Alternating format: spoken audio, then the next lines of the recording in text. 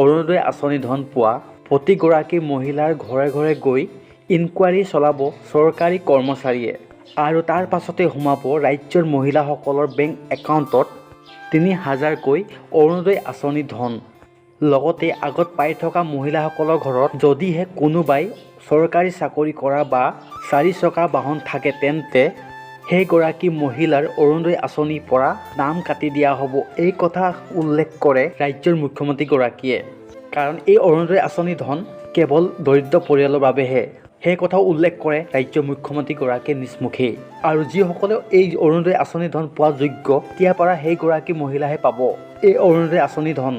গতিকে ৰাজ্যৰ মুখ্যমন্ত্ৰীগৰাকী এই সিদ্ধান্তত আপোনালোকে কমেণ্ট কৰি কি জনাব বিচাৰে কমেণ্ট বক্সত কমেণ্ট কৰি জনাবচোন। লগতেই অৰুণোদয় আঁচনি পোৱাসকলে নিজৰ বেংক একাউণ্টৰ লগত আধাৰ কাৰ্ড লিংক কৰাটো প্ৰয়োজন হ'ব, নহ'লে এই অৰুণোদয় আঁচনি ধন নোসোমাব। গতিকে ভিডিঅ' চাই কেনেকুৱা পালে, ভাল পালে তেন্তে ভিডিঅ' শ্বেয়াৰ কৰাৰ লগতে লাইক কমেণ্ট কৰি জনাবলৈ নাপাহৰিব। ধন্যবাদ।